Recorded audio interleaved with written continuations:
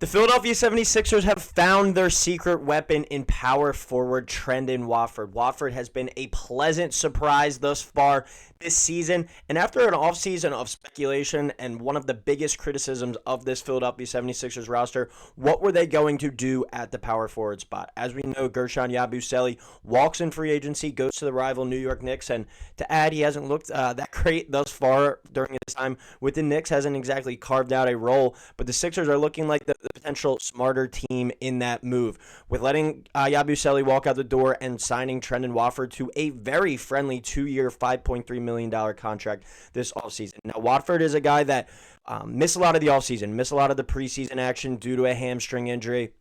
And now is really just starting to get some major minutes for the Sixers, and could be a benefit of Dominic Barlow being out with his elbow laceration injury. Jabari Walker hasn't exactly looked amazing in his minutes thus far. He's been primarily the starting forward when he's been in the lineup in Barlow's absence. But Trendon Watford coming off the bench has been a dynamite addition. He's been looking like an X factor and potential kind of secret weapon for this Philadelphia 76ers team going forward that they need. And one of the biggest question marks of this offseason and going into the season, what were they going to do at the 4 spot? Was it going to be Paul George's spot when he got back into the lineup? Was it going to be a lot of guards and kind of one big man in there, like Kelly Oubre playing some spot minutes at the 4? And we're still only 8 games into the season. A lot is still to be decided. But the Sixers are looking like they got a potential steal here with Trendon Watford, who has looked good in the minutes that he's gotten in the NBA, and no one has really kind of hitched their wagon to him full time. The Sixers get him on a very friendly 2-year, $5.3 million deal, a long-term friend of Tyrese Maxey. If he's able to, cement himself into a solid starting forward or just a really good forward off the bench, I could see him finding a home here for a long, long time. And as I said at the beginning, he's still kind of getting back up to speed due to coming off a hamstring injury. But Trendon Watford, over these past 3 games since the calendar has turned November, has been very impressive. And the Sixers have lost 2 of these games, but if you're looking to take some positives out of this action, Trendon Watford, I think, is something to point to for sure.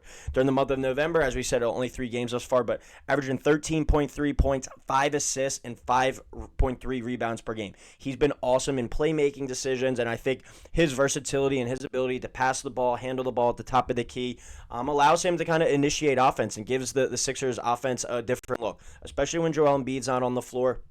And if this team, with the onslaught of guards that they have, with a Tyrese Maxey, with a Jared McCain, with a VJ Edgecombe, with a Quentin Grimes, there's going to be situations where I think they're playing 3-4 guards at a time. Trendon Watford could be kind of, your big man initiating the offense there at the top, and we've seen that in spurts. And we see his minutes starting to grow and grow after a season opener where he had 18 minutes, only 11 minutes in that game to the Celtics last Friday night. Didn't really do much in that one. But since the calendar's turned November, averaging 22.7 minutes per game, and as we see, 13.3 points, 5.3 rebounds, or 5 assists. And I think at the end of the day, this is above the expectations for him. I'm not expecting him to go out there and be putting up those numbers consistently on a nightly basis. But at the same time, if he is able to do that, that is more than a welcomed addition to this lineup. And I think the thing with the power forward spot, and my kind of take on it this entire offseason, was it's a spot that I think is going to be a rotating kind of cast of characters. Dominic Barlow looked really good in the season opener game against the Boston Celtics, but then obviously in the second game hurts his elbow. What does his role look like when he comes back? Jabari Walker hasn't exactly stood out, but he hasn't exactly been a net negative on the floor either. So I think this is going to be kind of a rotating cast of characters here at the power forward spot throughout the season. But can Trendon Watford kind of lock up that spot as that starter? And Barlow comes in more so as an energy guy off the bench. Jabari Walker maybe even plays a little bit of kind of the small ball 5 spot. I think that's going to be something that we're monitoring, but his ability to not only rebound the ball, 9 rebounds in that game against the Nets, but his ability to pass the ball, initiate offense, 7 assists in one game, 6 assists in another game. He's got very good vision, a very good feel as a passer, especially at the top of the key. I think we see him kind of directing offense at times as well, and I think that's going to be something that the Sixers team needs. And with Joel Embiid not exactly looking like his old self thus far, not exactly lighting the world on fire early on in the season, and we know that he's not going to play back-to-backs, so we know he's probably going to be on a minutes restriction, but this is still a guy who's one of the top centers in the NBA at the end of the day. If he's ready and he's available to play, he's going to take a majority of the minutes, but we know there's going to be circumstances and nights that he's not fully available or he's not 100%. Trendon Watford, I think, could definitely play some minutes at the 5. Now, will the Sixers be the best defensive lineup with him out there, with a Kelly Oubre and 3 guards potentially? No, I don't think so, and that's going to be something that you have to eat. But with the style of offense that the Sixers are playing, up-tempo, really sharing the the ball well. Unselfish basketball in the half court, it seems like, except for the Bulls game the other night where they got a little bit of a kind of ISO ball. Trendon Watford's kind of the big man playmaker that you need out there to be able to match up with some guys to at least hold their own on the defensive end, be able to rebound the ball, but still initiate offense, the ability to score. I think he's not going to exactly light the world up as a shooter, but I think he's still a respectable enough shooter that you have to go out there and guard him, allow kind of more spacing on the floor for this team.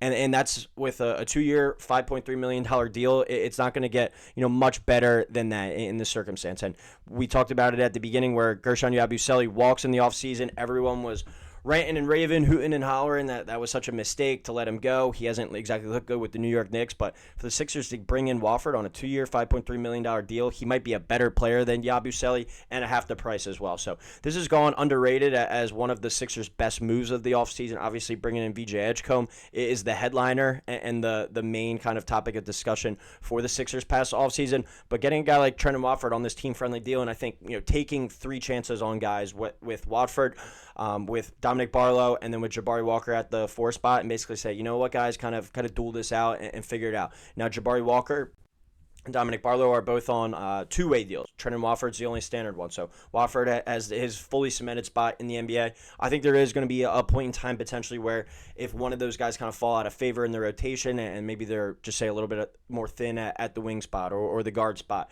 if injuries happen, I could see one of those guys getting relegated, to the G League or, their contract being waived and you bring in a guy to fill the position. But Trendon Watford, I think, is going to be a player that is here to stay and could be a versatile chess piece in Nick Nurse's kind of system moving forward. With the unknown about Joel Embiid on basically a day-to-day basis, Watford in the front court is going to become a much more important player, I think, night after night. So I've loved what I've seen out of him in his extended minutes. He's been a very welcome addition to the Sixers team. Our guy Sean Bernard even touching on it here. Trendon Watford is legit good. Getting excited about the concept of him, as we talked about, as the primary decision maker with plenty of offense created by off-ball movement and motion from these Sixers guards. Really interesting and impressive skill set that's going to be really important to the Sixers team. And I think Sean touches on it best there at the end, where this is going to be a very important player to the Sixers this year. Front court is certainly the weak spot of this team with the unknown nature of Joel Embiid's health night in and night out. The guard is going to be the strength of this team. I think the guards are going to make this team go. But when Embiid's not playing, or if he's off the floor, if he's forced to miss extended time, can Watford step up and be that playmaker, be that game-changing type of presence in the front court? I'm never expecting him to be 18 points, 7 rebounds, 5 assists, type numbers like that. But if he's able to hover around what he's doing now, or even a little less, like a 10, 4, and 4, I think the Sixers on that contract that he signed would sign up for that 10 times out of 10. So I love what I've seen out of Watford. I think better basketball could be ahead for him still as well.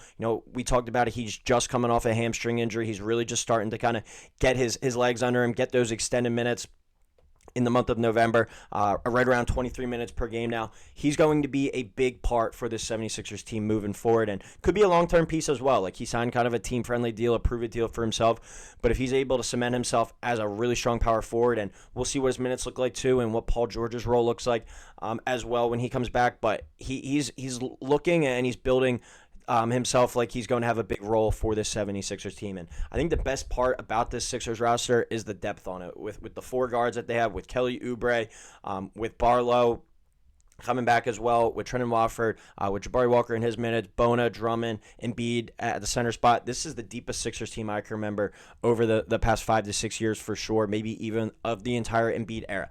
And the guards are going to make this team go. Joel Embiid, I think, is kind of just the cherry on top at this point. But can you have an X factor? Can you have this weapon like a Trendon Watford step in and be kind of the X factor like Gershon Yabusele was last year? I think if he is able to do that, if he is able to accomplish that, that is going to take the Sixers team to potentially new heights. So love to know what you guys think in the comments below. As always, please drop a like, please drop a subscribe, and we'll talk to you next time here on Sixers Digest.